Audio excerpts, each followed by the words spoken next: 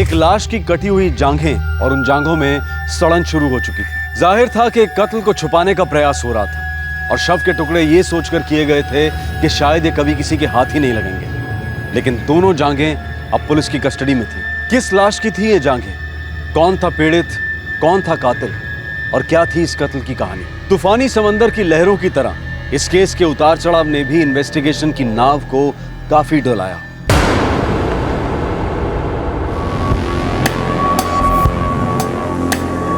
Body parts हैं, जांघें मालूम होती हैं। लगता है किसी ने लाश के टुकड़े टुकड़े करके बिखेर दिया है। सर विट्ठल शिंदे और नाइक को सर्च पर लगा दिया है, पूरा एरिया छान रहा है। सर यहाँ पर समुद्र का पानी आता है हाई टाइड में, हो सकता है ये टुकड़े उसमें बहकर यहाँ आए होंगे। मशवरों से भी बात की है समुद्र में लुकआउट के लिए। समंदर बहुत बड़ा है विश्वास।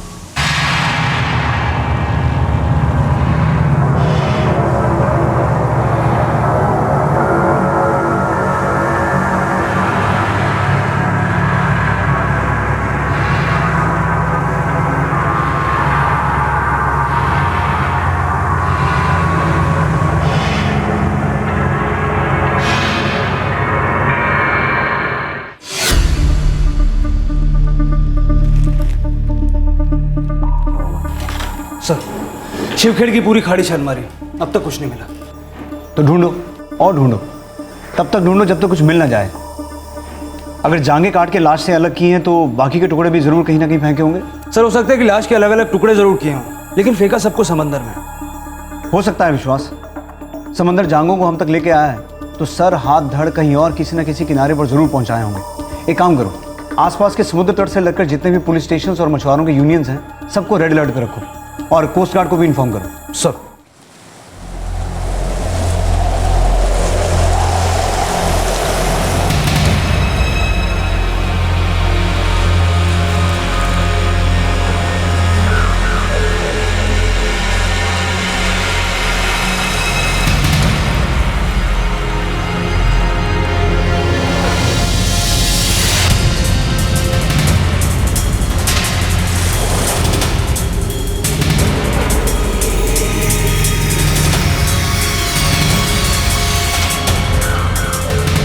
शिवखेड़ की खाड़ी में एक लाश की दोनों जांघें मिली हैं। सारे पुलिस स्टेशन को इतला किया जा रहा है कि उनके इलाके में इस लाश के बाकी के टुकड़े मिलने की संभावना है और हर मुमकिन एरिया पर सर्च पार्टी भेजी जाए।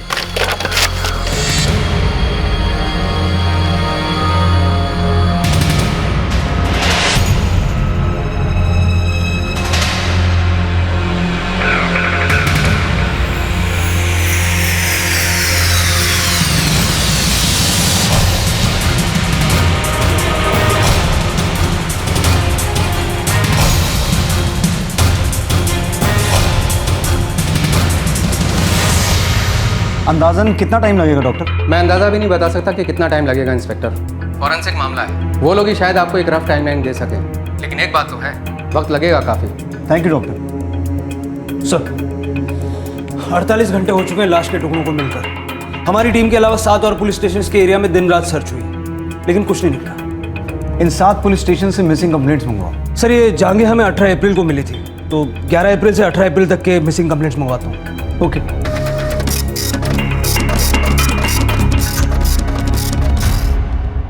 सर 11 से 18 अप्रैल तक की ये मिसिंग कंप्लेंट्स हैं। सुरेश धुरी, पुरुष, उम्र 45 साल, मिरोशी पुलिस स्टेशन का केस है। इसके बेटे जतिन धुरी ने 16 अप्रैल को इसकी मिसिंग कंप्लेंट लिखवाई। दूसरा केस है अनीता कदम, महिला, उम्र 32 साल। इसके पति शरद कदम ने 17 अप्रैल को इसकी मिसिंग कंप्लेंट दर्ज करवाई।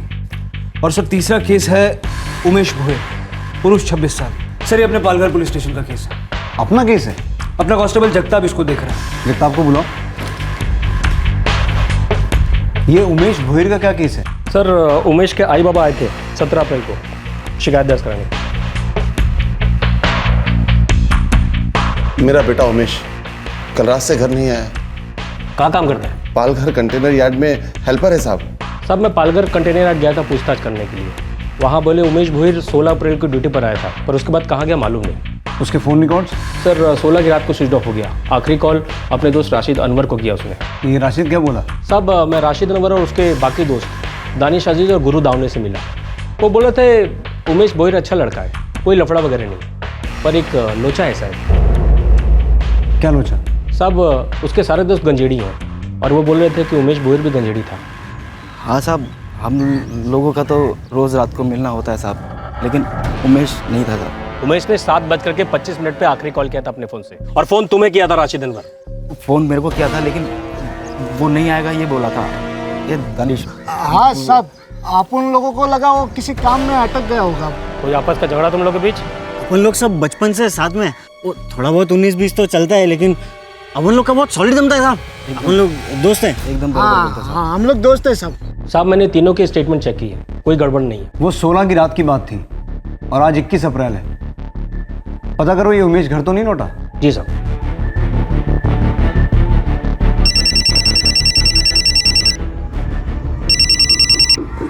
हेलो। कांस्टेबल जगताप बोल रहा हूँ पालघर पुलिस स्टेशन से। हाँ हाँ साहब, क्या हुआ, कुछ पता चला हमारे उमेश का? मैं आपसे ही पूछने जा रहा था, कुछ खबर उमेश की? हमें कहाँ से खबर मिलेगी साहब, आप लोग ही माई बाप हो, जो कुछ करोगे आप लोग ही करोगे। ठीक है, हम बताएंगे आपको अगर कुछ पता चला तो। क्या बोले? हम ही से पूछ रहे हैं पुलिस वाले, कोई खबर है क्या? विश्वास, ये उमेश भोईर गंजेड़ी के बारे में सारी जानकारी हासिल करो। कांस्टेबल जगताप की टीम काम पर लग गई है सर। गुड। और ये जो बाकी के 2 मिसिंग केसेस हैं, अनीता कदम और सुरेश धोरी, इनके बारे में भी सारी जानकारी निकलवाओ। सर हम ह्यूमन थाइज को एनालाइज कर रहे हैं inspector, but I am sorry, मैं आपको टाइम फ्रेम नहीं बता पाऊंगा। मिस्टर श्याम, आपकी रिपोर्ट आने के बाद ही सही मायने में हमारा केस किक स्टार्ट होगा। उससे पहले तो हम अंधेरे में तीर चलाते रहेंगे। मैं समझ सकता हूं सर, बट हमारी भी मजबूरी है। देखिए, बहुत सारे केसेस पेंडिंग हैं और सारे केसेस आपके केस की तरह इंपॉर्टेंट। मैं आपको इतना प्रॉमिस करता हूं कि मैं डबल स्पीड में काम करूंगा, बट इस वक्त टाइमलाइन बताना बहुत मुश्किल है।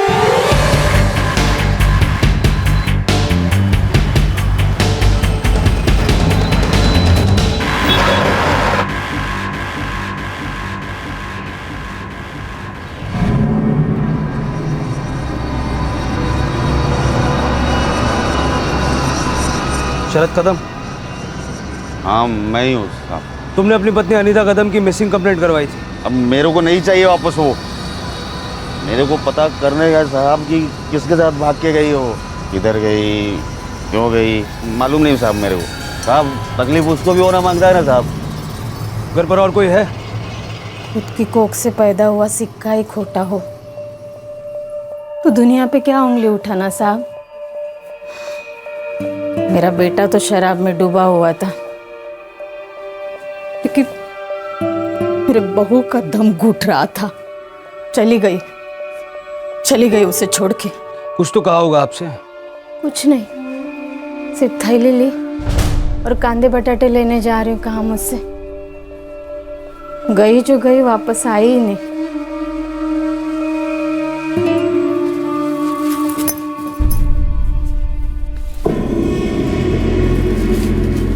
आई, बटाटे खत्म हो गए, कांदे भी 2 ही 3 बचे हैं, मैं लेके आती। क्या करती बेचारी, ना औलाद का सुख ना पति का प्यार। घर ही नहीं रहा साहब हमारा, कैसे रहती उसके साथ।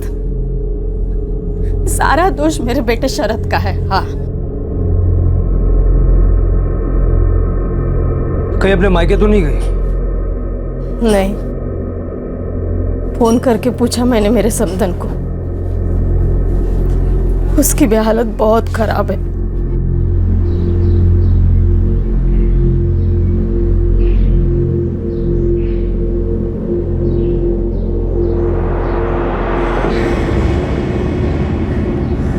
हाँ साहब, ये मेरे बाबा हैं, सुरेश धुरी।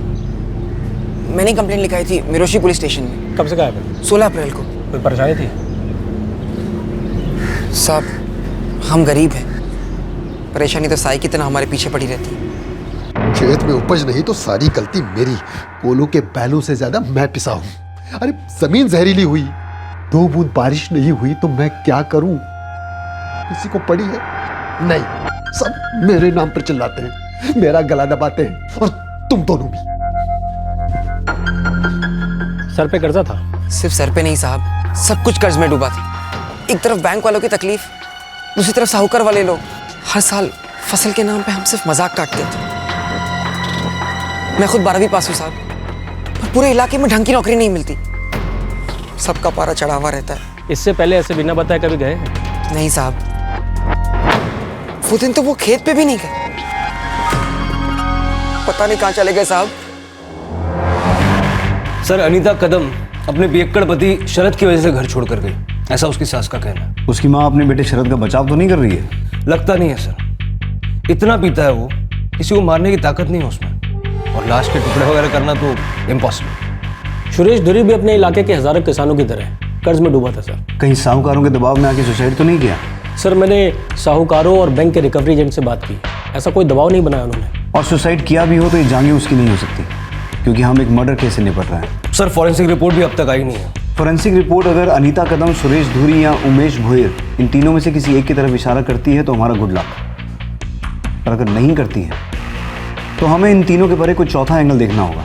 एक काम करो, अपने डिस्ट्रिक्ट के बाहर के जो पुलिस स्टेशन हैं उन सबकी मिसिंग कंप्लेंट चेक करो, पुरानी मिसिंग कंप्लेंट्स भी चेक करो। हो सकता है कहीं दूर किसी को कोई दूसरा बॉडी पार्ट मिला हो। 3 मिसिंग कंप्लेंट्स के दायरे से निकलकर अब महीनों पहले के मिसिंग केसेस भी इन्वेस्टिगेट किए गए। आसपास के कई पुलिस स्टेशन इस इन्वेस्टिगेशन में भागीदार बन गए, लेकिन इस सब के बावजूद भी पुलिस इन कटी हुई जांघों का रहस्य सुलझा नहीं पा रही थी। फोरेंसिक लैब की रिपोर्ट अभी भी पेंडिंग थी। उतने में पुलिस ने एक नई लाइन ऑफ इन्वेस्टिगेशन को अपनाया, और दरअसल इसी की वजह से इस केस में सुरागों का खाता खुला। सर, जिसकी जांघें हमें मिली हैं, हो सकता है कि उसकी मिसिंग कंप्लेंट दर्ज ही ना हुई हो। मतलब जिसका कोई आगे पीछे है नहीं? Correct sir. हमें कटी हुई जांघें शिवखेड़ की खाड़ी की झाड़ियों से मिली, यहाँ से। तो हो सकता है किसी ने उन्हें यहाँ से फेंका हो, या फिर यहाँ से, या फिर यहाँ समंदर से। एक काम करो, इस सारे इलाके में अपने खबरियों को एक्टिवेट करो। उन्हें कहो उन लोगों का पता लगाएं जो मिसिंग तो हैं लेकिन मिसिंग कंप्लेंट्स दर्ज नहीं हुई। सर,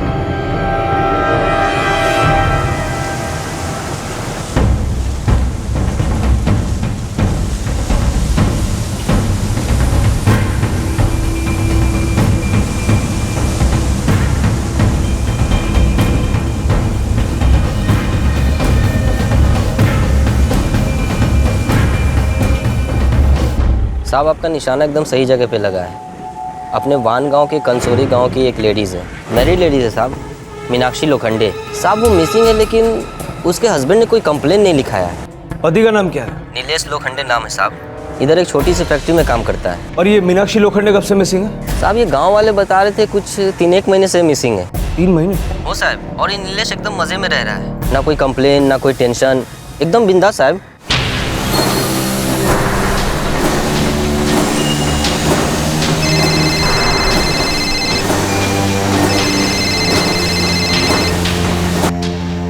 नीलेश, वो पुलिस आए हैं।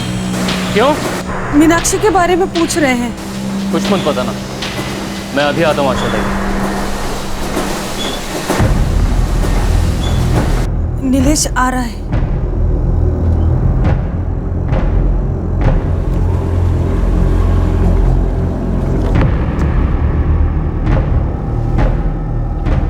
बेटा जाओ बाहर जाके खेलो।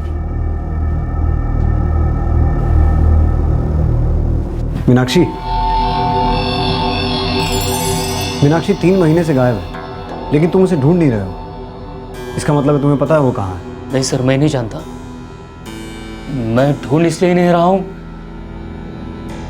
वो और मैं पहले से एक दूसरे को खो चुके हैं। अब कोई मतलब नहीं उसे ढूंढने का। मैं खुश हूं बच्चों के साथ। वो तुमसे ना खुश थी? मैं खुश नहीं था उससे, शर्म के मारे गर्दन झुक जाती थी मेरी। ऐसा भी क्या शर्मनाक काम करती थी तुम्हारी बीवी? लत लग गई थी उसे। कैसी लत? मेरी पत्नी को मर्दों की लत लग गई थी। हर हफ्ते कोई नया, मुझसे पेट नहीं भरता था उसका। नाम जानकर क्या करोगे? कुछ करोगे? सच में कुछ करोगे? दिगंबर नाम है ना उसका। चलो अच्छा है, नाम जान लिया तो ये भी जान लिया होगा कि उसमें ऐसा क्या है जो तुम में नहीं है। क्या नहीं करता हूं तुम्हारे लिए? अच्छा कमाता हूं, सारे पैसे तुम्हारे हाथ में देता हूं, 2 प्यारे बच्चे अपने, उन्हें छोड़कर तुम अलग अलग मर्दों के साथ घूमती फिरती हो और पता नहीं क्या क्या करती हो। यही तो रोना है कि तुम्हें पता नहीं कि क्या करती हूँ या फिर कैसे किया जाता। मीनाक्षी क्या चाहिए तुम्हें? 2 बच्चे और हाथ में तनख्वाह देने से एक औरत की जरूरत पूरी नहीं होती। एक असली औरत को असली मर्द ही चाहिए जो उसकी हर जरूरत पूरी कर सके। अब इससे ज्यादा और तुम्हें क्या समझाऊं? तेरे हिसाब से मैं असली मर्द नहीं हूं? दिगंबर असली मर्द है? हाँ?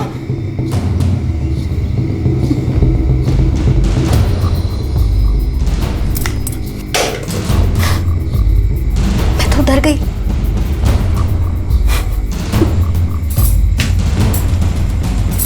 सामने से बोलती थी तुम नामर्द हो, खुश नहीं कर सकते हो मुझे। ऐसे औरत के साथ कोई क्या करेगा?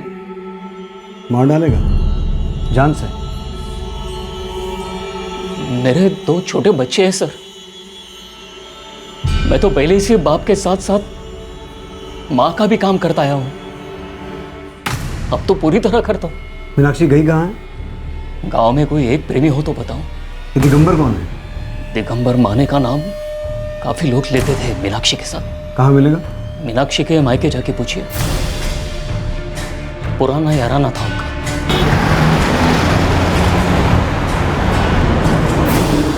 सर ये नीलेश लोखंडे आदमी तो सीधा लगता है, पर विश्वास ऐसा कहीं लिखा तो नहीं है कि सीधा आदमी झूठ नहीं बोल सकता या मर्डर नहीं कर सकता। हो सकता है 3 महीने तक उसके अंदर चिंगारी सुलगती रही हो और एक दिन उसने जाकर भड़ास निकाल दी, मार डाला मीनाक्षी को।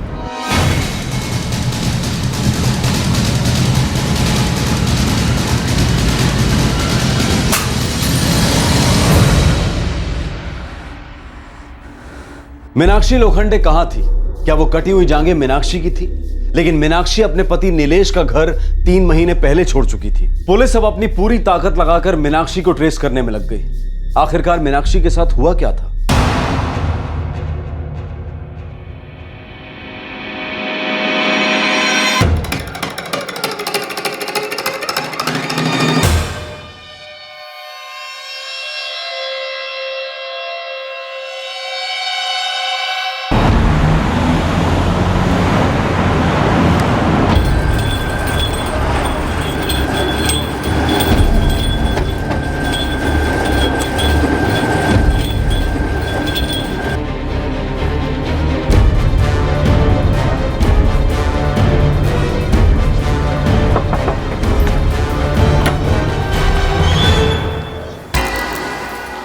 जी मीनाक्षी का मायका यही है?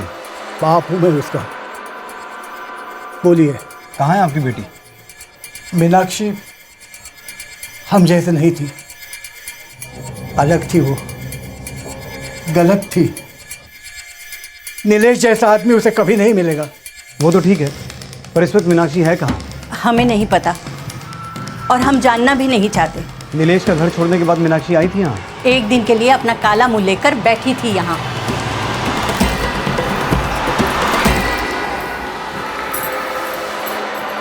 मीनाक्षी बड़े दिल वाला है नीलेश, तेरी सारी करतूतों को माफ कर देगा।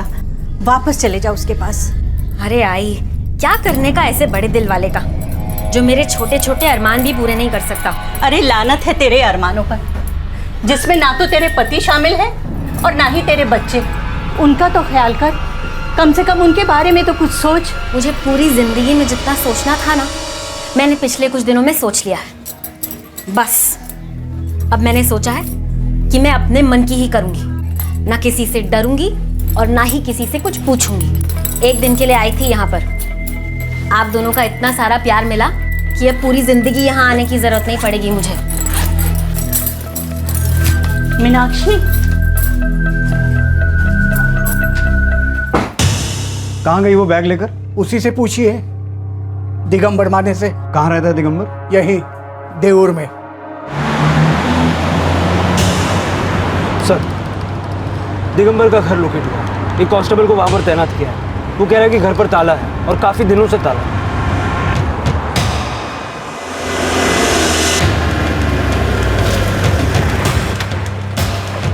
सर पड़ोसी कह रहे हैं कि 2.5 महीने से ताला लगा हुआ है यहाँ पे। मीनाक्षी आई थी यहाँ रहने? साहब नाम तो नहीं पता, पर 3 महीने पहले एक औरत आई तो थी दिगंबर के साथ यहाँ रहने।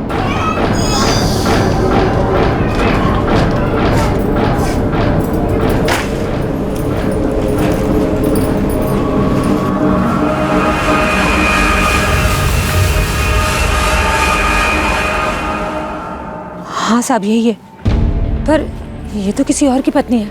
कहाँ गए ये दोनों, मीनाक्षी और दिगंबर? अब मुझे कैसे पता होगा साहब, बस इतना बता सकती हूँ कि दिगंबर यहाँ पास में एक फैक्ट्री में सर्विस करता था। विश्वास, ताला तोड़वा दो।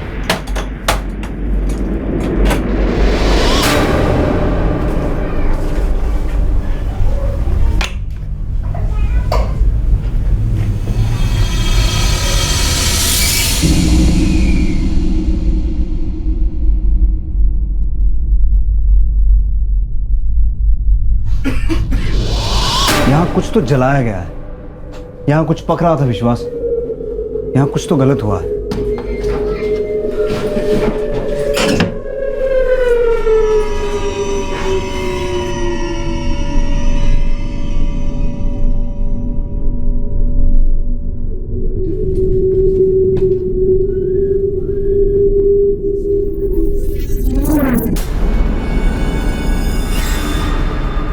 सर, आप सही कह रहे थे, 2.5 महीने पहले यहाँ काफी कुछ पक रहा था।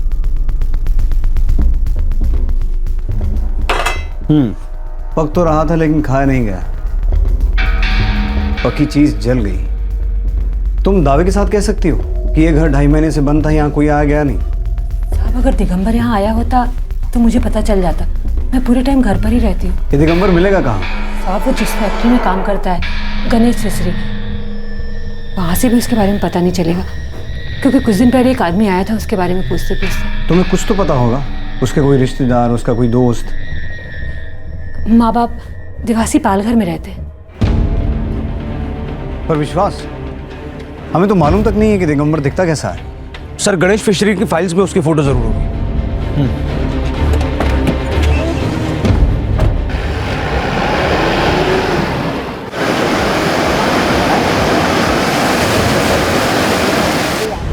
तो ऐसा दिखता है दिगंबर माने? सर, बात समझ में नहीं आ रही। 2.5 महीने पहले दिगंबर और मीनाक्षी दोनों यहाँ से गायब, और दोनों अब तक गायब हैं। विश्वास, मुझे लगता है हम एक नहीं 2 मर्डर सुलझाने वाले हैं। सर, आपको लगता है इस नीलेश ने? हाँ, बिल्कुल हो सकता है। नीलेश ने दोनों का मर्डर किया और बॉडीज को काट के अलग अलग जगह फेंक दिया। कई मिसिंग कंप्लेंट्स को फॉलो अप करने के बाद अब वो एक औरत को खोज रहे थे जिसका नाम था मीनाक्षी लोखंडे, और जिसका आता पता एक राज था। मीनाक्षी के चोट खाए पति नीलेश लोखंडे को लग रहा था कि मीनाक्षी अपने एक प्रेमी दिगंबर माने के साथ कहीं भाग गई है। अब सवाल यह उठ रहा था कि क्या यह केस वाकई एक जेलस पति द्वारा हत्या का केस था, या फिर इस केस की हकीकत बिल्कुल ही अलग थी।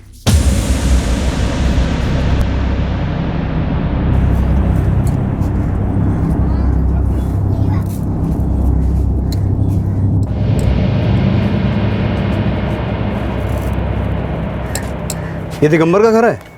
जी साहब, मैं दिगंबर की आई हूँ। इस लड़की को पहचानती हैं आप? नहीं साहब, बात क्या है? दिगंबर आया था यहाँ करीब 2.5 महीने पहले। दिगंबर यहाँ आया, बोला वहाँ वान गांव में काम नहीं करने वाला है, यहीं रहेगा, यहीं काम करेगा। दिगंबर यहाँ है? हाँ।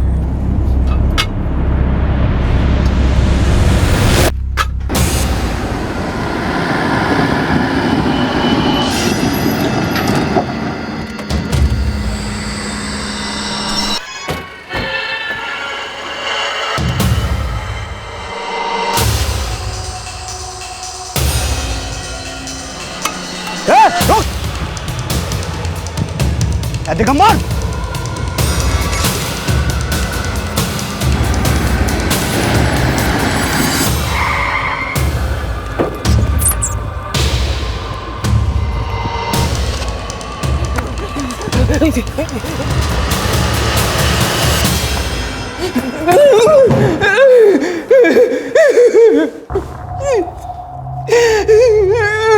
साहब, मुझे सच में नहीं पता मीनाक्षी कहाँ है। तुझे ये नहीं पता मीनाक्षी की लाश कहाँ है? अब तूने उसकी लाश के इतने टुकड़े करके यहाँ वहाँ फेंके तो याद कैसे होगा, है ना? साहब क्या बोल रहे हैं, मैं कुछ समझ नहीं पा रहा हूँ साहब। कोई बात नहीं, कोई बात। जब उल्टा लड़का के एक एक हड्डी तोड़ेंगे ना तेरी, तो सब अपने आप उगलेगा। विश्वास, जगताप, इतने दिनों की पूरी कसर निकाला।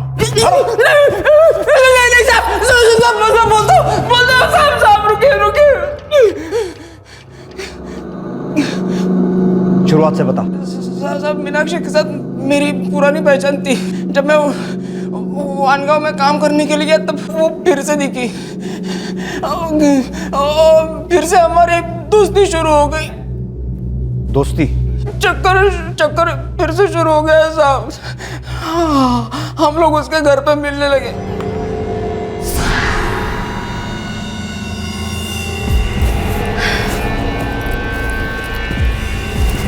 दिगंबर चल ना कहीं भाग चलते। 16 साल की थी तब अगर बोलती तो सोच भी लेता। अब तेरी शादी हो गई है, 2 बच्चों की माँ है, भागकर कहाँ जाएंगे? बच्चों को मैं संभाल लूंगी, लेकिन उस नीलेश के साथ ना सारी जिंदगी मैं नहीं रह सकती। क्यों? इसमें क्या कमी है? कुछ नहीं, बस उसमें ना तेरी वाली बात नहीं है। मेरी वाली बात वो तो कई सारे लोगों में है। अभी मेरे साथ भागेगी, फिर मेरे से भी उब जाएगी, फिर किसी और की बात में दम लगेगा, है ना? दिगंबर तू मुझ पे शक कर रहा है ना? शक ना करने का कोई कारण है? सब मैं कभी नहीं चाहता था कि वो अपने पति को, बच्चों को छोड़े। मतलब तू बिल कभी भरना ही नहीं चाहता था, फोकट में मजा मारना चाहता था बस, है ना? नहीं साहब, मैं बात को आगे बढ़ाना ही नहीं चाहता था। 3 महीने पहले बिना कुछ बताए वो सीधा मेरे घर आ गई।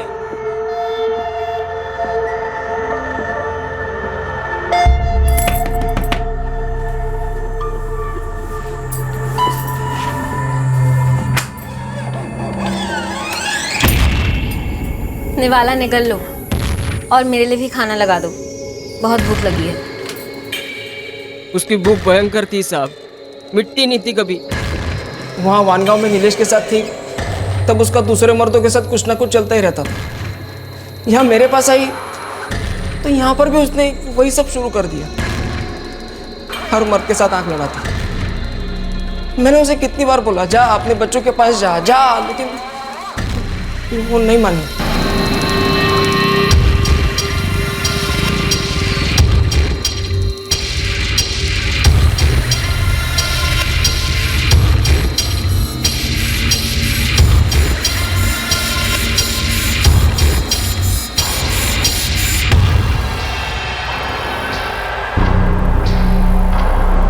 सच कहता हूँ साहब, मेरा कोई प्रेम वेम नहीं था और ना ही उसका था। ना तो मैं उसके साथ शादी करना चाहता था और ना ही वो करना चाहती थी। उसे बस यहाँ रहना था और अपनी मर्जी का करना था, और जो कि मुझे मंजूर नहीं था। और एक दिन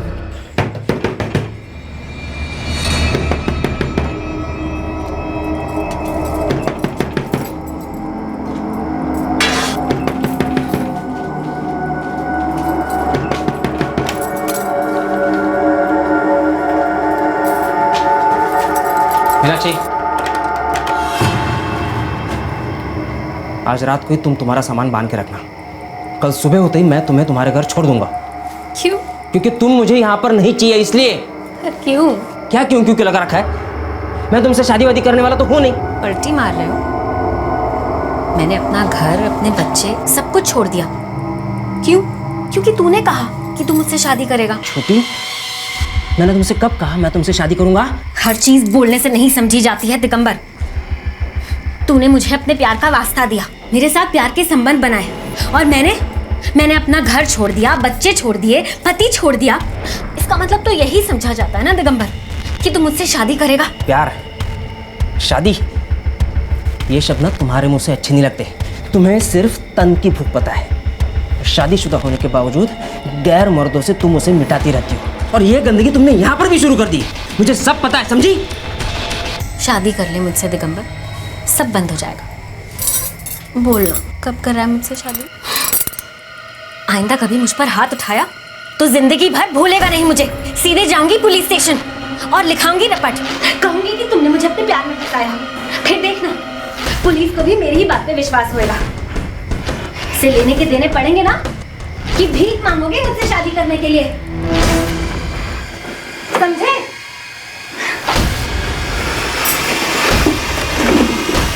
मीनाक्षी,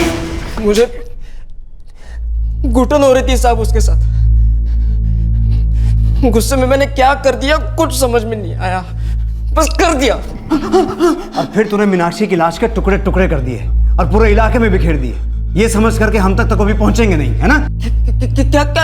क्या साहब? मीनाक्षी की लाश को ठिकाने नहीं लगा? लगा ना साहब, मैं कहाँ इनकार कर रहा हूँ साहब, लेकिन मैंने मीनाक्षी की एक उंगली तक नहीं काटी साहब, सच में।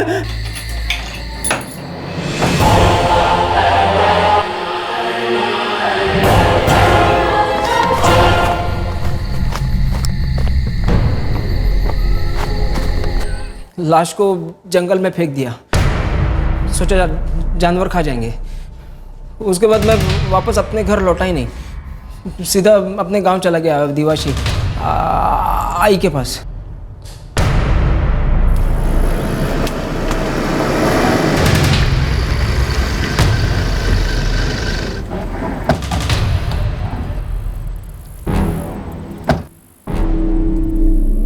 इधर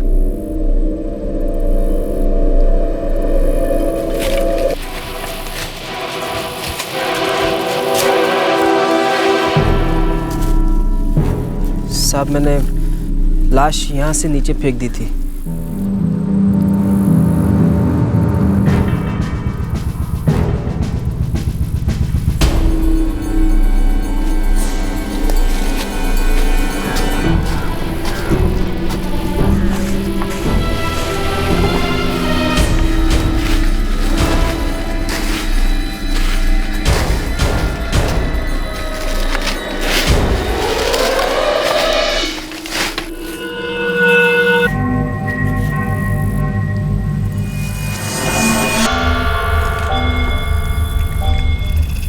साहब, गोनी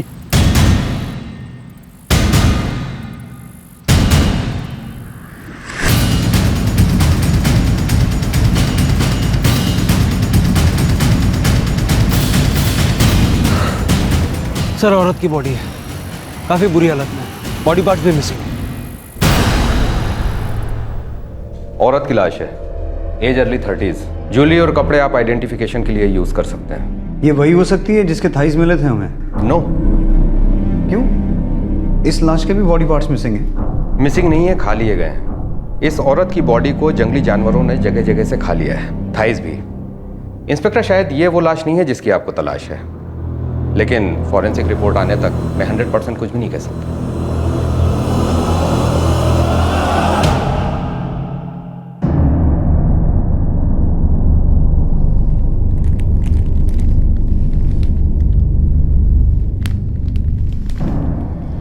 ये मीनाक्षी की साड़ी, ये जेवर शादी के वक्त बनाए थे।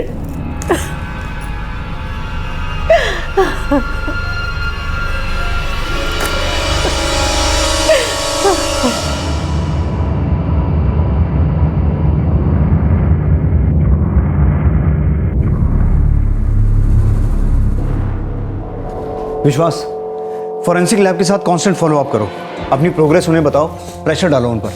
सर, अब तक 3 बार फोन कर चुका हूँ। वैसे सर, अगर दिगंबर ने 2.5 महीने पहले मारा होता तो बॉडी का सड़ना लॉजिकल है, लेकिन जो जांघें हमें मिली हैं वो इतनी सड़ी हुई नहीं है। सर, एक खबर है सर, अनीता कदम और सुरेश धुरी वो दोनों अपने घर आ गए साहब।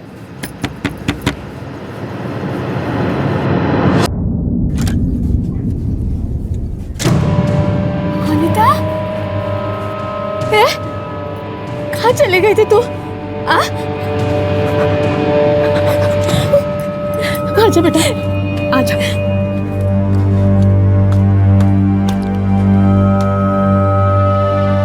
बाबा, बाबा आप, बाबा कहाँ चले गए थे आप? नहीं कर पाया रे, हिम्मत ही नहीं हुई खुदकशी करने की।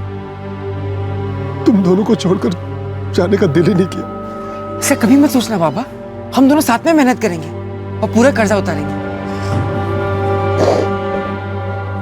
चलो, 2 परिवारों को सुकून तो मिला, पर वो तीसरा उमेश दशरथ भोईर, उसका क्या हुआ?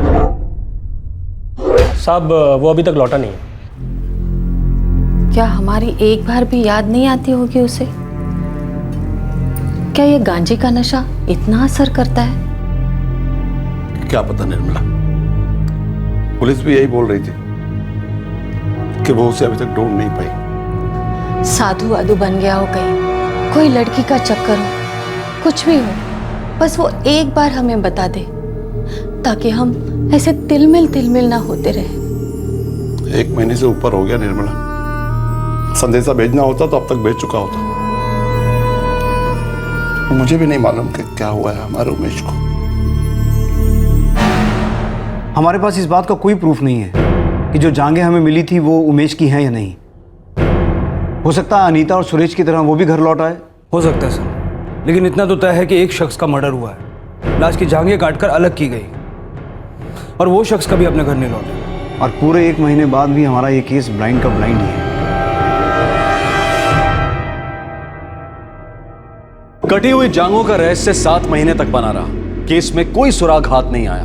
मामला ज्यों का त्यों बना रहा और फिर पूरे 7 महीने बाद इस केस के इंजन को एक किक स्टार्ट मिला।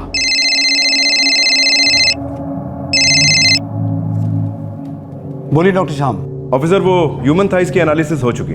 क्या रिपोर्ट आई डॉक्टर? हमने एक डीएनए स्ट्रैंड को आइसोलेट करके उसे प्रिजर्व किया, जिसमें से हमें पता चला कि ये बॉडी पार्ट्स, ये थाइस किसी 25 से 28 साल के आदमी के हैं। डॉक्टर, आपकी ये फाइंडिंग्स कितनी एक्यूरेट हैं? वेल ऑफिसर, हमने इतना टाइम लिया ताकि हम आपको 100% दे सकें, बट 1% मार्जिन ऑफ एरर ऐसे प्रोसीजर में होता है। सो 99%। थैंक्स।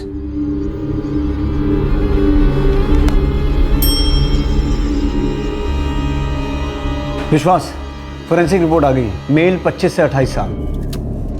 सर, उमेश भुयर 26 साल। हो सकता है उमेश भुयर का कत्ल हुआ हो और जांघें काट के अलग की गई हो। सर, उमेश भुयर अब तक नहीं लौटा है और उसके बारे में कोई लीड भी नहीं मिली सर। उस बॉडी पार्ट से डीएनए प्रिजर्व किया हुआ है, उमेश के माँ बाप से मैच करके देख सकता है।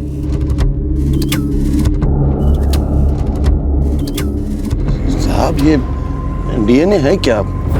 क्यों करवा रहे हैं हम? दशरथ जी, हमें एक लाश की जांघें मिली है। डॉक्टर्स के हिसाब से ये लाश किसी आदमी की है जिसकी उम्र 25 से 28 साल के बीच की है। हमें ये जांघें 18 अप्रैल को मिली थी और आपका बेटा 16 अप्रैल से गायब है। डीएनए समझ लीजिए कि आप दोनों के खून का अंश उस लाश के खून के अंश के साथ मैच किया जाएगा। अगर ये मैच नहीं हुआ तो हम आपके बेटे उमेश की खोज जारी रखेंगे।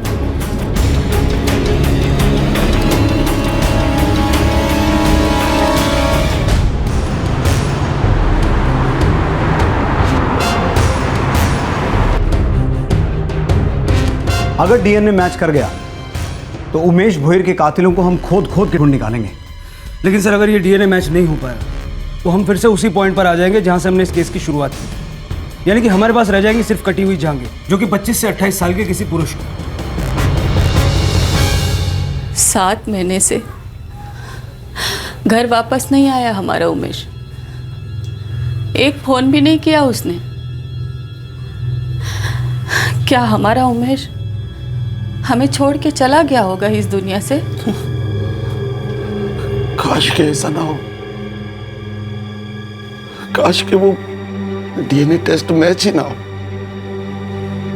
और हमारा उमेश कभी लौट के आए ही ना। एक आस तो बनी रहेगी कि एक न एक दिन आएगा लौट के, शायद अपने चरस गांजे की लत से निकल के बाहर। उस दिन के ठीक 2 हफ्ते बाद डीएनए रिपोर्ट पेश हुई। इस रिपोर्ट के रिजल्ट ने भोयर परिवार पर एक दर्दनाक कहर बरसाया, पर दूसरी तरफ इस रिपोर्ट ने इस ब्लाइंड केस की अंधी गली की दीवार में एक छेद कर दिया। दशरथ जी, Nirmala ji, DNA sample match हो गया है। हमें जो लाश की जांघें मिली थी वो आपके बेटे उमेश की हैं।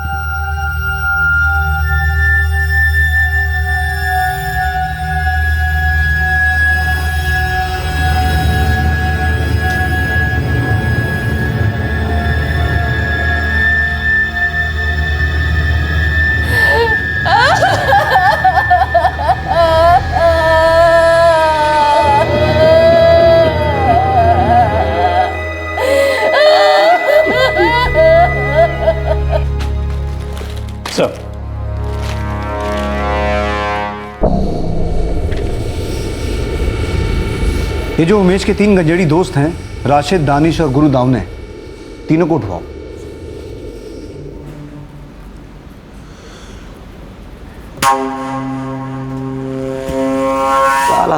दोनों आउट हो गए।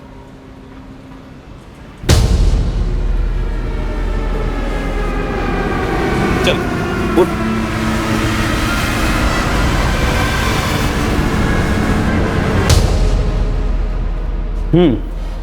चलो शुरू करो।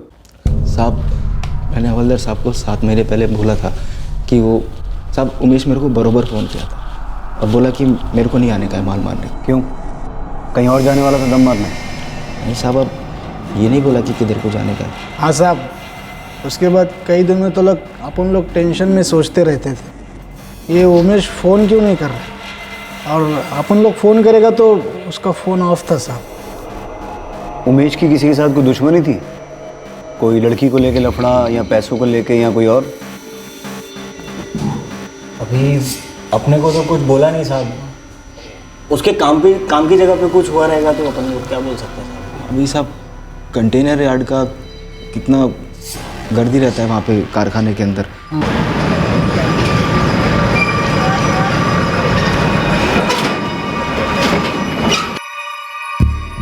बसेकर साहब, जगताप जी जब पहले आए थे तब भी मैंने यही कहा था। उमेश भोयर काम यही करता था लेकिन कैजुअल था, परमानेंट नहीं। किसी से कोई झगड़ा यहाँ पर? बिल्कुल नहीं, किसी से कोई लेना देना नहीं। बस एक दिन काम पर नहीं आया, फिर हवलदार साहब आए पूछने के लिए, तभी पता चला कि गायब हुआ है। हाँ साहब, हमें पता था कि उसे चरस गांजा पीने की लत लग गई थी। बार बार बोला साहब मत कर, क्या कुछ नहीं किया उसको रोकने के लिए।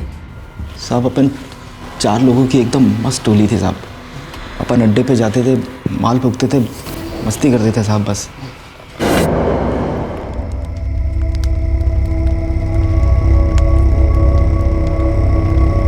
अबे स्लो मोशन में बना रहा है क्या? भाई बूट पॉलिश नहीं है ये, असल माल है मनाली का। वक्त दो भाई, वक्त। भाई तकदीर और तलब किसी के लिए नहीं रुकती। अपना राशिद भाई को ही ले लो। अभी क्या डायलॉग मारेगा तू? अबे मैं क्या डायलॉग मारूंगा? डायलॉग तो तेरी बहन मारेगी तेरे को किसी दिन। कब तक उसकी कमाई का खाएगा और हमारी कमाई का फूकता रहेगा? ए गप कर तू, रोज रोज रोटी के ले जाता हूँ मैं। चला अभी क्या अपन तीनों काम कर रहे हैं, काय को हमको करना है इसके लिए, लेकिन तेरे को तो काम की जरूरत ही महसूस नहीं होती। तेरी बूढ़ी अम्मी है, उसकी देखभाल कौन करता है? तेरी बहन। अबे उसका भी अपना घर है, किसी दिन हाथ खड़े कर दिए तो बोलना क्या करेगा? ऐसे ही पड़ा रहेगा कोने में फूके हुए माल के जैसा। अरे यार तुम लोगों ने फिर सीरियस नगर की रास्ता पकड़ लिया। अरे लौट आओ राजा। हाँ अरे माल बुला रहा है। फुकले फोकट चंद। हाँ भाई दानिश बना यार।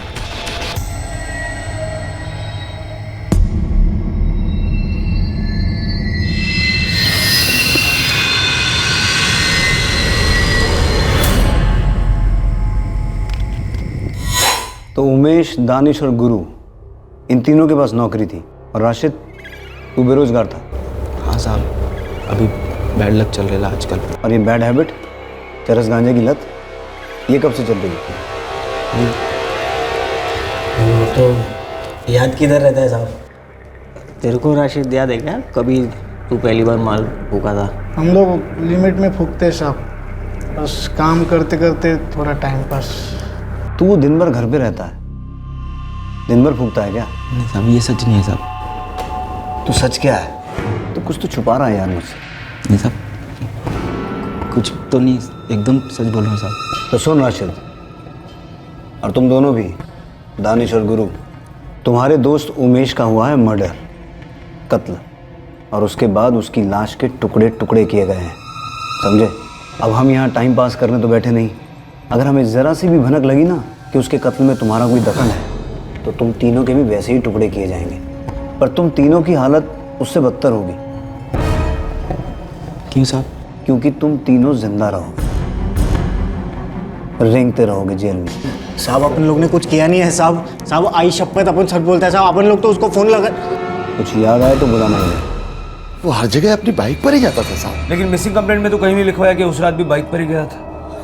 क्यों नहीं लिखा गया पता नहीं, मैं तो बोला था। जगताप, इसमें बाइक के बारे में तो कुछ लिखा ही नहीं है। सब दशरथ बोयर ने जो बोला वही लिखा, उसने बाइक के बारे में कुछ बताया नहीं। दशरथ बोयर हड़बड़ी में भूल गया होगा सर। अगर उस रात वो बाइक पे था तो जाहिर सी बात है कातिल ने बाइक के भी टुकड़े कर दिए होंगे या बेच दी होगी। सर उसके माँ बाप ने बताया कि वो गले में सोने की चेन भी पहनता था।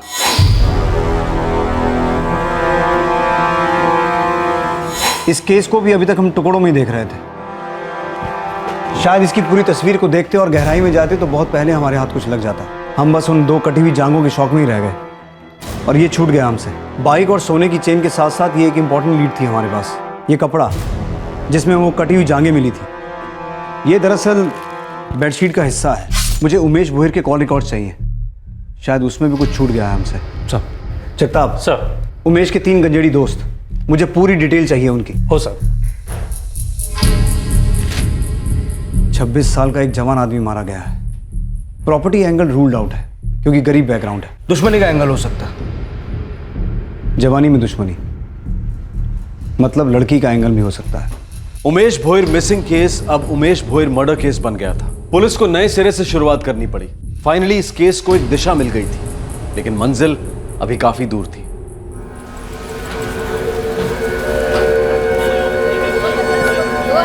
2000 से कम में नहीं होगा। ताजा सिंघाड़ा है 7 किलो का, लेके जाओ। भाभी अरे लेके जाओ भाई।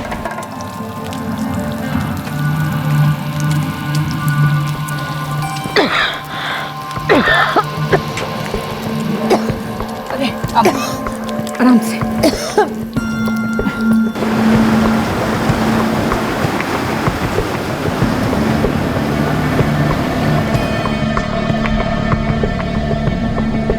राशिद का बाप नहीं है साहब, उसकी बहन और बहनोई उसकी और उसकी बीमार माँ की जिम्मेदारी उठाते हैं। और वो दूसरा लड़का दानिश? सर दानिश का बाप फिरोज भी मछुआरा है।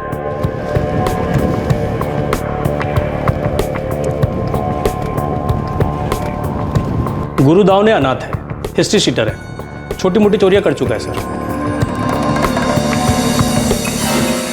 राशिद, दानिश और गुरु तीनों हिस्ट्री शीटर हैं। तीनों के पुलिस रिकॉर्ड्स हैं सर। उमेश का? उमेश का कोई पुलिस रिकॉर्ड नहीं है। उमेश को गांजे की लत कब से लगी? 1 साल पहले उमेश को गांजे की लत लगी। 1 साल पहले? जो आदमी 25 साल तक नशा ना करे और फिर उसे एकदम से गांजे की लत लग जाए, मतलब उसकी जिंदगी की चलने में कोई खास आग तो जरूर लगी होगी।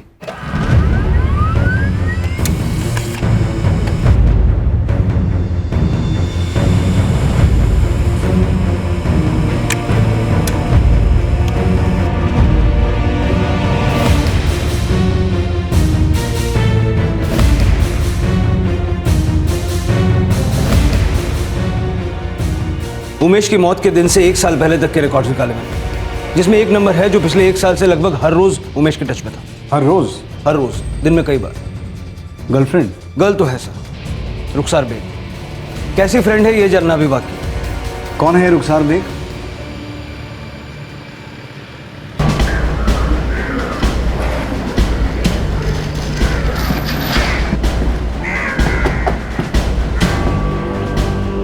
जी जी, रुखसार हमारी बेटी है।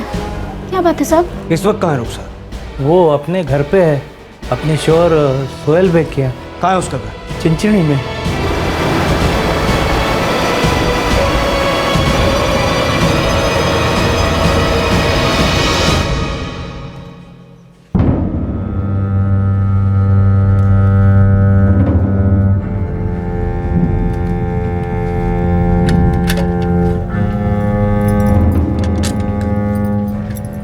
ये लो। कौन से हाथ से लूं? हाँ? कितनी बार मुझे जताओगी कि मैं क्या हूं?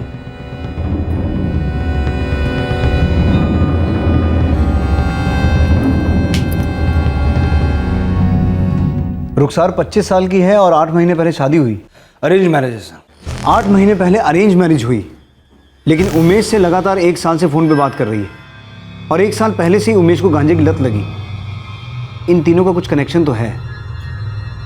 कनेक्ट करो। जी बोल रही हूँ। आप कौन? पालघर पुलिस स्टेशन से सब इंस्पेक्टर विश्वास पारसेकर बोल रहा हूँ। 7 महीने से आपके कॉल का इंतजार कर रही हूँ, जब से उमेश गायब हुआ है। तो आप उमेश के बारे में कुछ जानती हैं? जी लेकिन मेरी एक दरख्वास्त है। मैं खुद आके आपसे पुलिस स्टेशन में मिलूंगी, आप यहाँ मत आइएगा। कब आएंगी? बस अभी निकल रही हूँ चिंचणी से। रुखसार बेग 7 महीने से पुलिस के फोन का इंतजार कर रही थी जब से उमेश गायब हुआ था, लेकिन उसने खुद कभी पुलिस को कांटेक्ट नहीं किया। कौन थी ये रुखसार बेग और वो ऐसा क्या जानती थी उमेश के गायब होने के बारे में या शायद उसके मर्डर के बारे में? तो रुखसार बेग, हम आपके घर आते तो कौन सा कह टूट पड़ता आप पर? मेरे पति शकी मिजाज के हैं। किस बात का शक है उन्हें? आपके और उमेश के रिश्ते को लेकर? उमेश और मैं बचपन के दोस्त थे, पड़ोसी था वो मेरा। बचपन का दोस्त, जवानी का बॉयफ्रेंड? जी नहीं, उमेश वो मेरे भाई जैसा था। पिछले 1 साल में फ़ोन पर काफ़ी बातें हुई आपकी अपने भाई समान उमेश से। भाई बहन का टच में रहना गुनाह है क्या सर? पिछले 1 साल में उसे गांजा की बहुत आदत पड़ गई थी। मैं दिन रात उसे फ़ोन करके बस गांजा छोड़ने की कस्में दिया करती थी। आप पिछले 7 महीने से हमारा इंतज़ार कर रही थी, क्यों?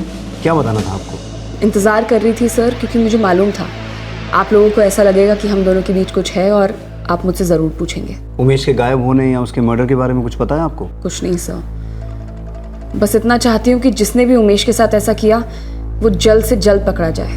रुखसार जी, मुझे क्यों ऐसा लग रहा है कि आप मुझसे कुछ छुपा रही हैं? सर अब मैं कैसे बोल सकती हूँ आपको कैसे और क्यों लग रहा है? मैं बस अपने बारे में बोल सकती हूँ और मुझे बहुत ख़राब लग रहा है सर। जिस इंसान के मैं इतने करीब थी वो इस तरह मारा गया। रुखसार बेग, आंखों में आंखें डालकर झूठ बोल रही है रुखसार बेग।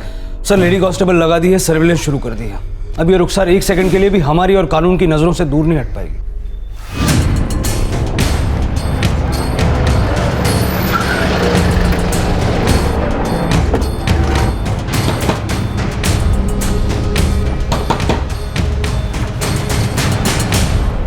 यही बगल में रहती थी रुखसार, अब इतने से भी तब से आना जाना था यहाँ। रुखसार और उमेश के बीच में कैसे रिश्ते थे? दोनों बिल्कुल भाई बहन जैसे हैं। भाई बहन जैसे नहीं साहब, भाई बहन ही थे।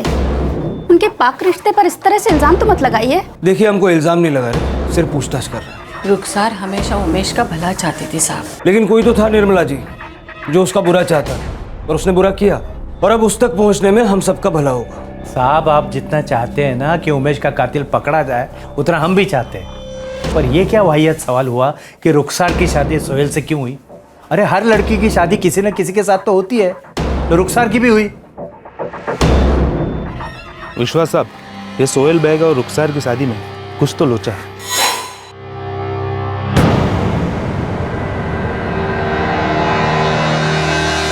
फैक्ट्री में काम करता था सोहेल, मशीन में हाथ गया और कट गया। हाथ शादी के पहले कटा या बाद में? शादी के काफी पहले कटा था। ये रुखसार के माँ बाप ने सोहेल को क्यों चुना? कोई खास वजह? वही तो लोचा है साहब। यहाँ बिरादरी में ये बात फैली है कि सोहेल को शादी के लिए लड़की नहीं मिल रही थी, और वहाँ रुखसार की अम्मी अब्बू को पता नहीं कौन सी ट्रेन पकड़नी थी कि उसका हाथ इसने सोहेल के हाथ में दे दिया। जोड़ी बोले तो तेल और पानी है साहब। सोहेल मुझे सही बंदा लगा, इसलिए मैंने उसे चुन लिया। अब इस पे भी सवाल या निशान? यानी बाप को तो कोई हक ही नहीं है क्या? सर रुखसार के माँ बाप झूठ बोल रहे हैं। उनको ना सर किसी भी तरह से रुखसार को उस घर से, उस मोहल्ले से दूर करना था। ऐसा क्या हुआ था वहाँ? साहब मैंने मोहल्ले में जाके पूछताछ की। ऐसा है ना सर कि रुखसार खूबसूरत है और मोहल्ले के लड़के उस पर मरते भी थे। ये तो हर मोहल्ले की कहानी है। पर रुखसार रिटर्न फायरिंग भी करती थी। हबीबा और असलम 24 घंटे गैस पर रहते थे। अब तो घुस पुसा कर भी लोग बात नहीं करते, ना ही दबी जबान में कोई कुछ कहता। सामने से आकर कहते हैं लड़की को संभालो वरना मुंह काला कराएगी किसी ने। कर करा कर और हम क्या कर सकते हैं? समझाया, डांटा, मैंने कितनी बार तो हाथ भी उठाया, तुम जानती नहीं क्या? पर कुछ फायदा हुआ? कुछ नहीं। मैं तो कहती हूँ हाथ उठाने से बेहतर है उसका हाथ किसी के हाथ में दे दीजिए। एक बार शादी हो गई तो सारा आशिकी का भूत उतर जाएगा सर से, और जब घर गृहस्थी बच्चों के चक्कर में पड़ेगी तो अपने आप लाइन पे आ जाएगी।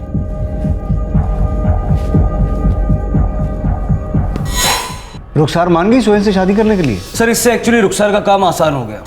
साहब लोग बोलते कि रुखसार ने शादी के लिए हाँ इसलिए किया था कि उसको असलम की पिटाई से छुटकारा मिल जाए, और चिंचड़ी में जाती मैडम ने तो एक से रंग दिखाना शुरू कर दिया था साहब। बोले तो काफ़ी फेमस हो गई थी साहब। सर मुझे जो कहना था मैं पहले ही कह चुकी हूँ, अब नया क्या बोलूँ? सच बोलना बुरा आइडिया नहीं होगा। आपका और उमेश का असली रिश्ता क्या था? भाई बहन मत बोलना, वो तो मैं मानता नहीं हूँ। तो वो आपकी प्रॉब्लम है सर। मैंने तब भी कहा था, मैं आज भी कह रही हूँ, उमेश मेरे भाई जैसा था और कुछ भी नहीं था हमारे बीच।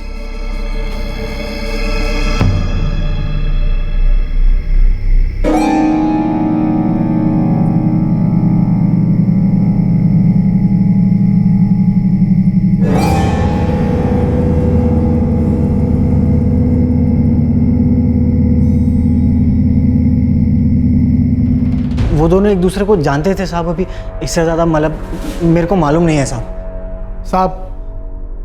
साहब वो अपने उमेश का क्या था क्या नहीं ये तो मैं नहीं जानता साहब। हाँ मगर उस रुखसर के कई सारे लफड़े थे मोहल्ले में और उतने ही उसके लवर भी थे साहब। राशिद, एक बार पहले बोला था फिर बोल रहा हूं, आखिरी बात, सच बोलेगा कम पिटेगा। बोल दे, बोल।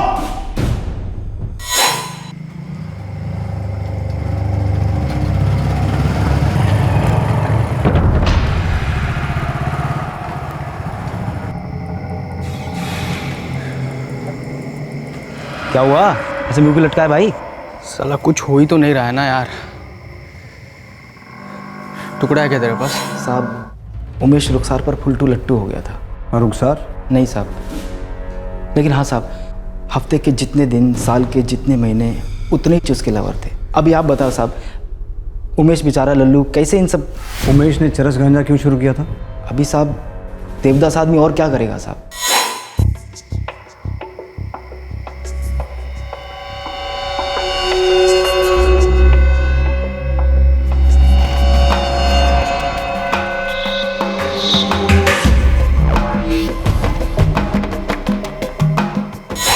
साहब अभी 1 साल पहले का बात है। उमेश हर समय मजनू मूड में रहता था साहब। वो चरस गांजे का बड़ा बड़ा कश अंदर ले लेता था, लेकिन रुखसार को बाहर नहीं निकाल पाता। सर एक खबर है सर, चिंचड़ी खाड़ी में मिला साहब। चिंचड़ी में तो रुखसार रहती है ना शादी के बाद? सर चिंचड़ी की छोटी खाड़ी में काफी दिनों से कचरा जमा हुआ था। पब्लिक ने शोर मचाया तो कॉर्पोरेशन ने टीम भेजी और कचरे में कटे हुए हाथ मिले। कटे हुए हाथ चिंचनी खाड़ी से मिले हैं और रुखसार भी चिंचनी में ही रहती है अपने शक्की पति सोहेल बेग के साथ, जिसका खुद का एक हाथ कटा हुआ है। कोई कनेक्शन लग रहा है तुम लोगों को?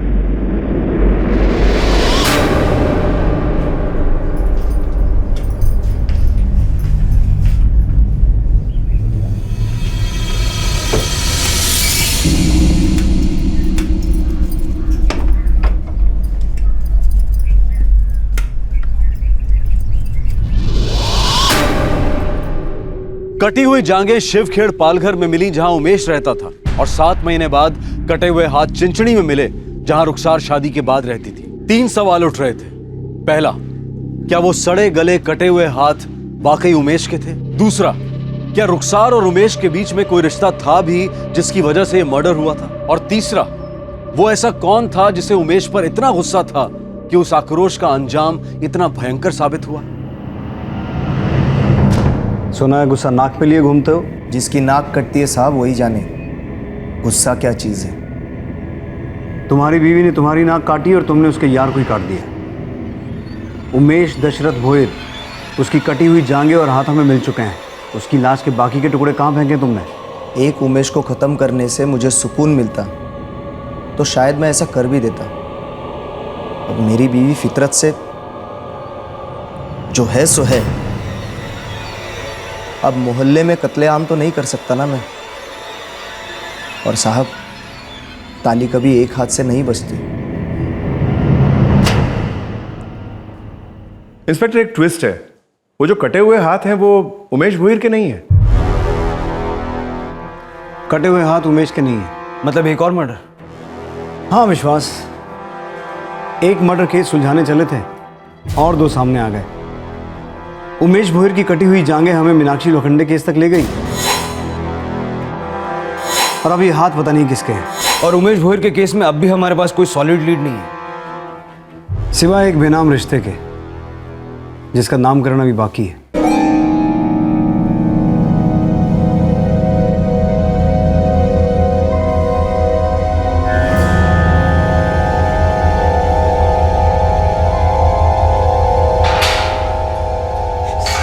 साहब मुझे क्यों बांध रखा है यहाँ पे साहब? तू मेरी नहीं गांजे की गिरफ्त में है राशिद। क्यों तलब उठ रही है? साहब एक बार दम भरवा दो साहब। सब आपके पैर पकड़ता हूँ साहब, प्लीज साहब एक बार दम भरवा दो साहब। देख सब सच सच बता दे तो सब कुछ मिलेगा। उठ। एक तू ही है जिसे पता था कि उमेश रुखसार पर मरता था। अब उमेश वाकई में मर चुका है, मार डाला गया, तो तेरे पास इस बारे में कहने के लिए कुछ भी नहीं है? साहब उमेश मेंटल हो गया था। रुखसार की शादी के बाद तो और भी कौन केस हो गया उसका।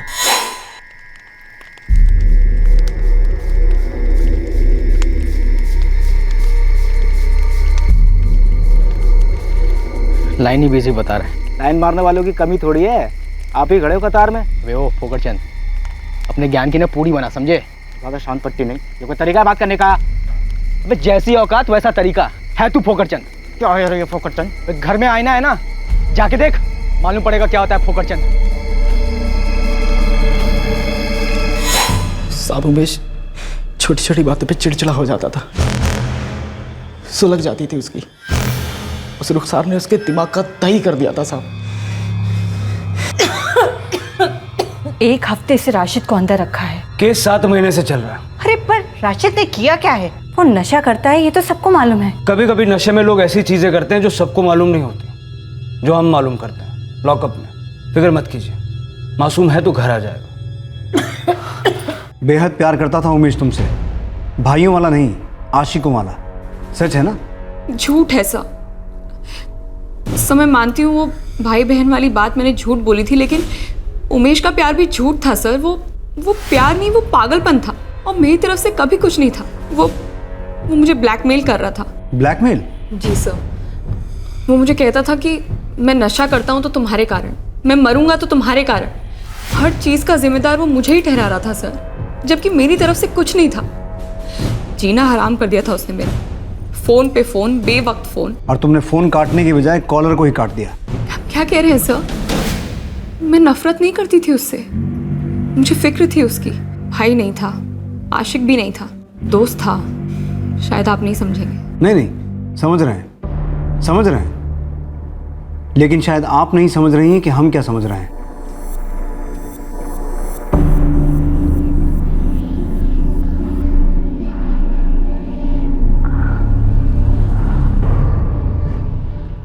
सर, दानिश, राशिद और गुरु के परिवार वाले उबल रहे हैं। 1 हफ्ते से हमने उनको बिना अरेस्ट किए लॉकअप में डाला है।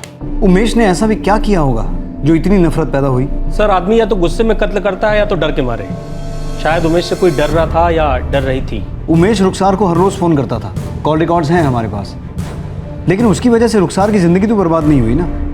वो खुद मानती है कि वो उमेश से नफरत नहीं करती थी। लेकिन उसने एक झूठ हमसे ऑलरेडी बोला है सर, भाई बहन वाला। लगता तो मुझे भी ऐसा ही है। इस कत्ल का रुखसार से कोई ना कोई कनेक्शन तो ज़रूर है। एक लड़का जो दिन में नौकरी करता है, लड़की के पीछे दीवाना है, लेकिन लड़की की शादी हो गई, लड़का गंजेड़ी हो गया है, हर रोज़ उसे फ़ोन करता है, और फिर एक दिन उसे काट दिया जाता है। लेकिन क्यों काट दिया जाता है? उमेश भोयर का केस एक उलझे हुए मछली के जाल की तरह था, जिसमें मछली नहीं, खुद जाल फंस गया था। एक भयंकर जुर्म हुआ था और मुजरिम आजाद तैर रहा था।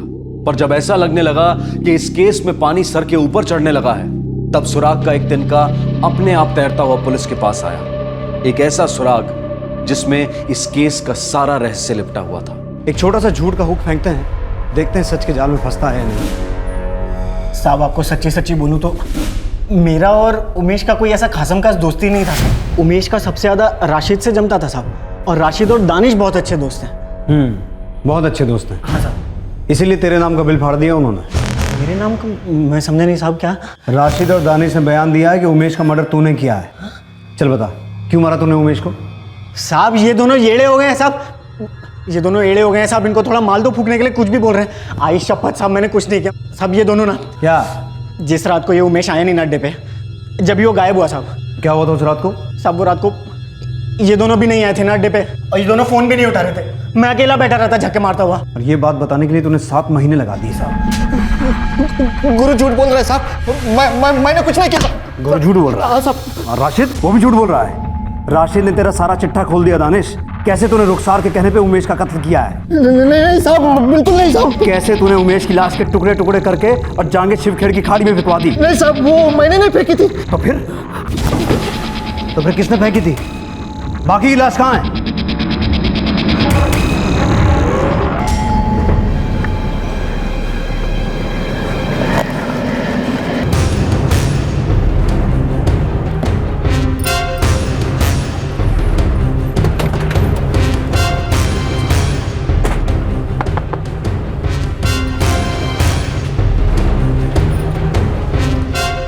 राशिद कहाँ है? ये आधा बेडशीट है लेकिन पहचानने के लिए काफ़ी है। तुम्हारे घर का है?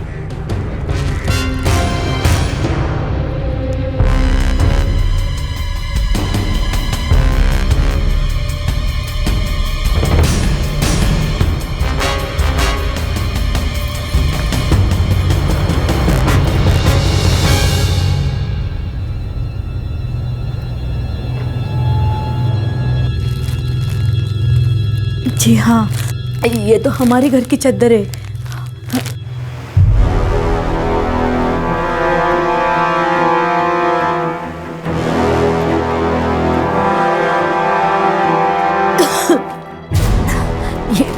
ये रहा उसका टुकड़ा।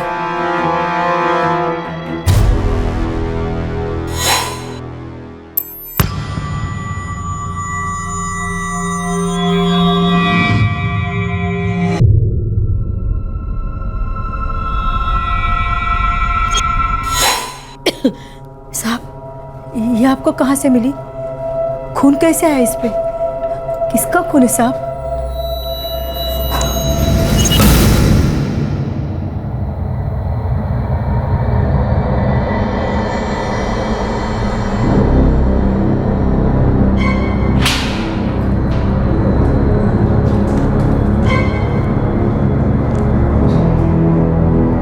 दानिश ने बिना दम मारे तुम्हारे राज को बाहर फूंक दिया राशिद।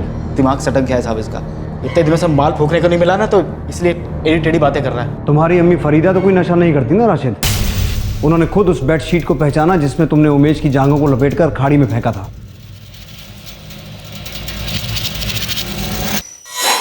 बाकी लाश कहाँ है? बोल! इस मर्डर में मेरा कोई हाथ नहीं है साहब। जो कुछ किया वो राशिद ने किया है। राशिद ने उमेश को क्यों मरवाया? रुखसार के कहने पे? नहीं साहब, रुखसार का इसमें कुछ लेना देना नहीं है। तो फिर किसका लेना देना है? राशिद पक गया था साहब उमेश के कानों से। उमेश हमेशा उसको जलील करता था हम दोस्तों के बीच में। हेलो को तेरी बहन मारेगी तेरे को किसी दिन। कब तक उसकी कमाई का खाएगा और हमारी कमाई का फूकता रहेगा? ए गप कर तू। अबे जैसी औकात वैसा तरीका है। तू फोकरचंद। क्या है ये फोकरचंद? घर में आईना है ना, जाके देख, मालूम पड़ेगा क्या होता है फोकरचंद। साला उमेश समझता क्या था अपने आप? जब देखो फोकरचंद ये वो। जब रुखसार को लेकर तिलमिल हो जाता था तो कैसे आता था भगा मेरे पास, मेरे से माल लेके जाता था और फूकता था। तब भी मैंने एक सच्चे दोस्त की तरह उसकी मदद की। अभी तक कैसे बातें करता है और जिस खंजर की तरह घुसती है ना। देख बंटा, जिसके जेब में नोट है उसको सलाम है। हम चारों में से वो ज्यादा कमाता है। आज मेरे पे थूका है, कल तेरी बारी होगी, जरूर होगी, तब भी तुझे सलाम ठोकेगा। जो गलत है वो गलत है। तुझे नहीं लगता उमेश गलत है? ये भी कोई पूछने वाली बात हुई? खून खोलता है मेरा कभी कभी।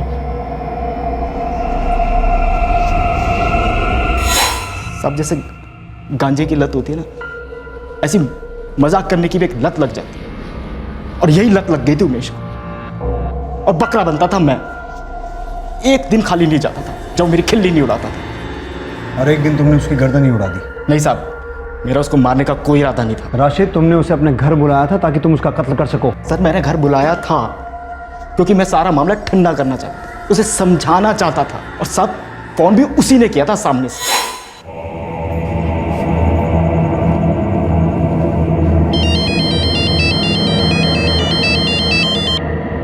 अबे अड्डे पर मिल। पूरा तोला लेके आया हूँ, टॉप क्लास सामान, तेरे को भी पिलाऊंगा। काम कर, तो घर पे आ जा। सब लोग बाहर गए हैं, कल तक लौटेंगे। मेरे पास एकदम रापचिक माल पड़ा है, मस्त करके खोलेंगे। आ जा। क्या बात कर रहा है? तेरे पास सामान है? माला माल भिखारी है। फिर तो आना ही पड़ेगा। निकल रहा हूँ। आजा साले आजा। उस रात तुम्हारी अम्मी बीमार थी, हॉस्पिटल में थी। लेकिन साहब, ये बात आपको कैसे पता? उस रात 16 अप्रैल को आप लोग कहाँ थे? अम्मी की तबीयत बहुत ख़राब हो गई थी तो अम्मी को हॉस्पिटल में एडमिट करवाया था। और माजिद भाई मछली पकड़ने के लिए नाइट ड्यूटी पर थे। आपको पता था कि उस रात राशिद यहाँ अकेला नहीं था? मतलब यहाँ घर पे कोई आया था? राशिद ने उमेश को यहाँ बुलाया था।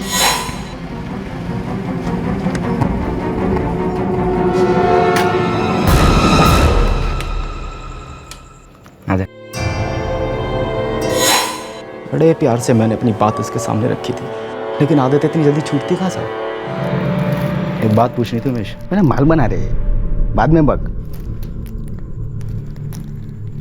कहीं ऐसा तो नहीं है कि ये रुखसार तुझे 4 आने का भाव देती नहीं है, कुत्ता समझती है और उसकी भड़ास तू मेरे ऊपर निकालता है? ले चूजे, तेरे घर पे बैठा हूँ तो कुछ भी बकेगा तू। अबे क्या मेरे को मालूम नहीं है तेरी कितनी जलती है ये जानकर के रुखसार मेरे पे मरती है, और तू उसके लिए कुछ नहीं है ऐसा, एकदम गुल। चला सड़क पे बैठा भिखारी रहता है ना, एकदम मुस्के जैसा।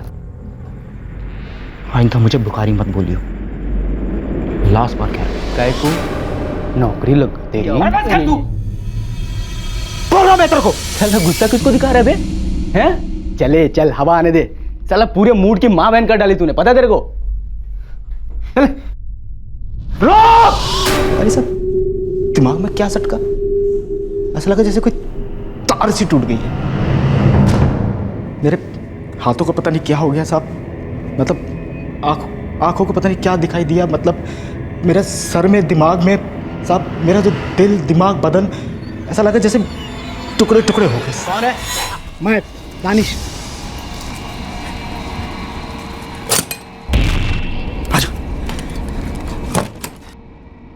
वाट लग के सफाई करते करते। अबे खून किया है तूने, कीमत तो चुकानी पड़ेगी। यार ऐसा तो मत बोल यार तू। मुझे भी कीमत चाहिए, उमेश की बाइक चाहिए मुझे, उसे बेचकर पैसा रखूंगा मैं। नहीं मिल सकती तुझे बाइक। क्यों? अरे बाइक मैं बॉयज स्टेशन पे खड़ी करके आऊँ, ट्रेन पकड़ के घर लौटा हूँ। बाइक कहाँ पे रखा है मुझे बता, मैं जाकर ले लूंगा। नहीं चाहिए तुझे बाइक, कुछ 1000 रुपए के लिए अपनी और मेरी लाइफ दोनों के टेंशन में डाल दी तू। तुझे बड़ी पड़ी लाइफ है हैं? और डेंजर की तो तू बात ही मत कर साले। अब इतना याद रख, मर्डर सिर्फ तूने किया है, मुझे सिर्फ पता है तूने किया है।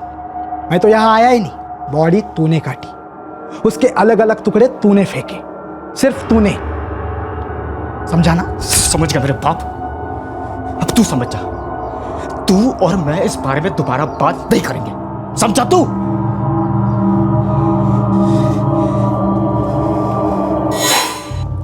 मैं टेंशन में आ गया था, ये दानिश मुंह खोलेगा और मुझे ब्लैकमेल करेगा। ये ले, रख, और बाइक वाइक के बारे में नहीं सोचने का है, रख अपने पास। उमेश का चैन? हाँ उमेश का चैन, इसे बेच, सारे पैसे रख और अपना मुंह मत खोलना तू। मैं क्यों मुंह खोलूंगा बे? लेकिन दुनिया वाले पूछेंगे, ढूंढेंगे उसे। अरे अपने जैसा गंजेड़ी था वो, कुत्ता तक नहीं पूछेगा उसे। बस तू एक काम कर, अपने जुबान पे ताला लगा के रख। सही बोल रहे बंटा, वैसे भी उसके गायब होने पर किसी को कुछ फर्क नहीं पड़ेगा। फर्क तो पड़ा, उमेश के माँ बाप को फर्क पड़ा, हम लोगों को फर्क पड़ा, कानून को हमेशा फर्क पड़ता है, और अब तुम लोगों को भी फर्क पड़ेगा। साहब मैंने कुछ नहीं किया, सब मेरे को जाने दो साहब। उमेश की चेन कहाँ है? साहब वो मैंने घर पे रखी, बेची नहीं है अभी तक। शुक्र है नहीं बेची, पर दानिश तुम बचोगे नहीं, क्योंकि तुमने एक मर्डर में साथ दिया है, एक लाश को ठिकाने लगाने में मदद की है, और हम लोगों से झूठ बोला वो अलग।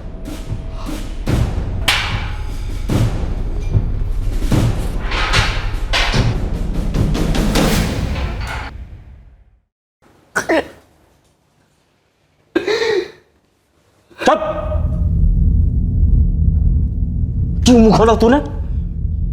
तो करा था कुछ नहीं बताऊंगा, वादा किया था ना तूने।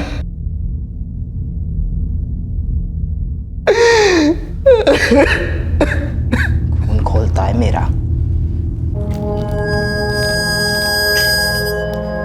उसके 21वें जन्मदिन पर हमने बनवाया। सर बाइक मिल गई, बोईसर स्टेशन के पार्किंग लॉट में पड़ी। क्यों क्यों क्यों मारा मेरे उमेश को? गुस्सा था उमेश से। राशिद, आपका बेटा उसका मजाक उड़ाता था, जलील करता था उसे, वो सह नहीं पाया, उसने मार दिया उसे।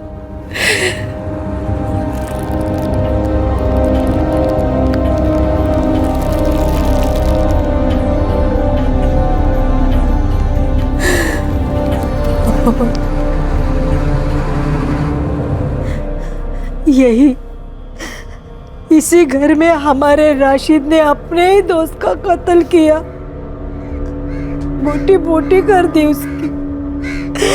या अल्लाह। मम्मी, गलती तो हमारी ही है ना। जब जब राशिद जेल गया हम उसे छुड़ा कर ले आए जमानत पर। मम्मी, राशिद ऐसे ही खूनी नहीं बना, उसे खूनी बनाया है हमने। राशिद